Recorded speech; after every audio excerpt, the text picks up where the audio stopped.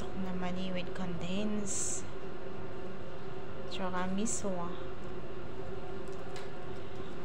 Ganda niya. Tapos lalagay siya dito. Sa mabulaklak na plato. Plate.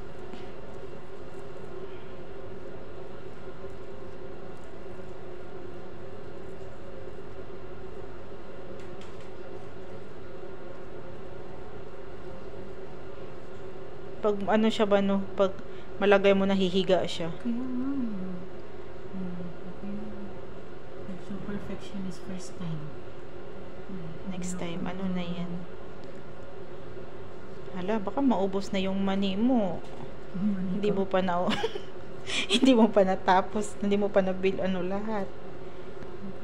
Hindi, or lagay mo na lang tapos budburan mo, tapos ganyan mo na lang. Parang kunti na lang yung mani eh. Marami pa yung gagawin mo.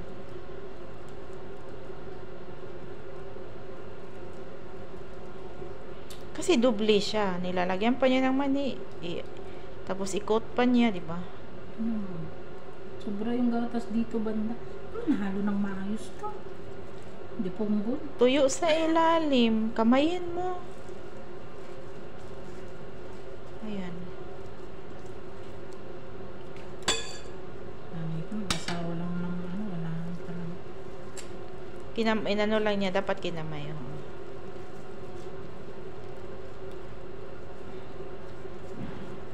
Ano ba yung gate ang ingay-ingay? Oxygenation. Hindi pa siya umaalis ng ganito.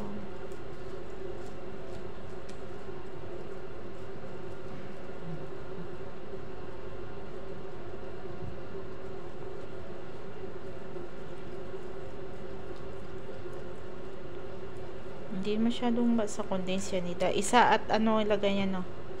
Kalahati. Ano sa yung ano ate? Bilog-bilog na malagkit. Ano yun? Anong pangalan? Yung pagmahal na araw, bilog-bilog. Pichi-pichi? Hindi. Yung may sabaw na puti. May sago, may saging. Yung yung tinatawag nilang, binignit. Bilo-bilo? Oo. Yun yung pinaka-paborito ko sa lahat. Tsaka biko. Ikaw? Ako biko. Kasi ang biko, kahit ilang araw mo kakainin, hindi siya lalo na pag bagong luto, wala ka pang ganang kumain. Pero pag bukas na, ang sarap na ng biko. Sarap na may kape. Sa binignit kasi, kailangan mo nang kainin. Pero masarap din pag hindi mainit. Sarap nga pag galing sa rep yun. Hindi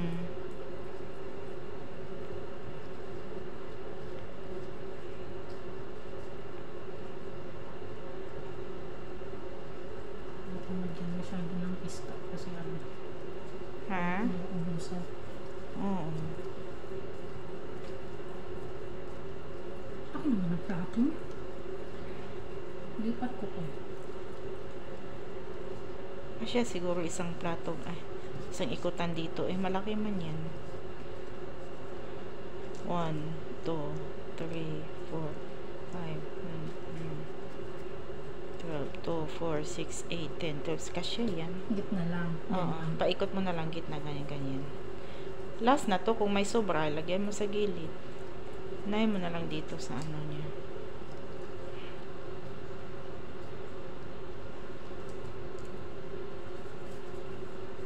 At saka green. Ako hindi talaga ako attract sa green na makain. Si ano mahilig nito? Si Mary.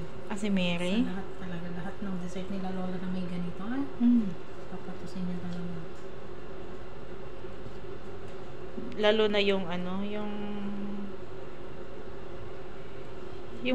masarap yung matamis na may ganyan. Diba? Yung bilog ba? Tapos slice lang yun sa plato na aluminum. May syrup. Ganyan man yun. Akala ko nga, ganito yung gagawin niya. Kasi sa iba may Pyrex pa. Hindi ako kumakain kasi takot ako yung parang feeling ko matutusok yung ngala-ngala ko. Pag kumakain mo. sila Cherry, ang bilis lang kumain dati. Ako, parang ayoko. Parang matutusok yung ngala-ngala ko. Pero natikman ko, sarap pala. Tapos mabango. Doon ko na sa bayan. Wala talaga ibang pagkain. Ang sarap ng kain nila. Ang sarap naman pala nito. Baka sa gutom mo kayo nagustuhan mo. Siguro walang pagkain sa bayan. Sa kanilang lula, di ba mahilig sila ng ganyan? Ayoko na naman yun. Sabay, kakain na naman tayo ng ano. Ang sarap magbaon nga doon, kaso lang ang Laham dami-dami. na Oo. Laham na maang. Tsaka doon sa kusina, ang liit lang ng kusina.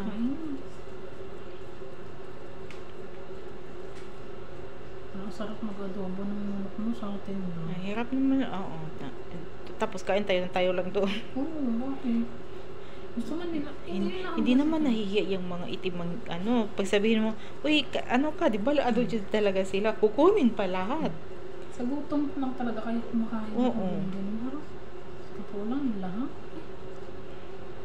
Pero ewan ko, pag manok at saka ano, laham, gusto ko sa laham, lalo na yung hinahalo sa kanin, yung ano. Tapos may mga buto-buto, oo. Manok kasi malaman din. Mahilig ako sa buto-buto. Kahit, di ba sa isda, sa ulo, mga ano. Sana may tinapay sa Webes para isang Miyerkules. Anong Baon tinapay? Para gawin pag nagutom na. Anong baonin? Wah, napalakan mo lang. Pansit sana. Sarap magpansit, Maika. Kainin lang natin kung ibaon. Kainin natin. Magbaon tayo. Nakakahiya naman tayo. Nakahiya naman. Si Marlene lang sana may magluto ka. Ay, naku na lang si Marlene. Busy Marlene. Hindi, mag-misis lang yun pag magpa-trade na yun. Gaya sa akin. Ano yung bibig? Sabihin ko na lang ano. Sabi ko na, ay na, natapon. Ano na eh. Malapit na lahat.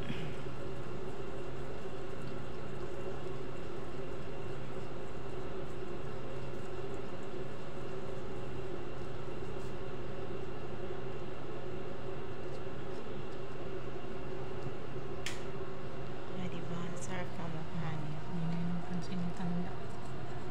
Ba't si tanda yung iniisip ko? Kasi mahilig man siyang mag-ano.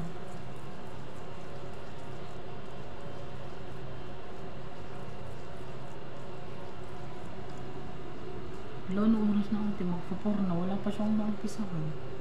Magpurma? Na. Ewan ko na lang. Baka na ano na yun sa tulog. Hindi ka tumatawag sa inyo pag ganito? Sabado? Kanina, tumatawag na. Mga alas 12 ako mahilig tumatawag. Alas 5, anto na sila. Di ba pag school, alas 12, alas 5 na doon. Kanina nga, nag-visit si Jingsing ng maaga. Tapos sabi ko, ay, ano bang oras ng klase mo? Sabi, ma, Sabado man ngayon mo, wala mang klase.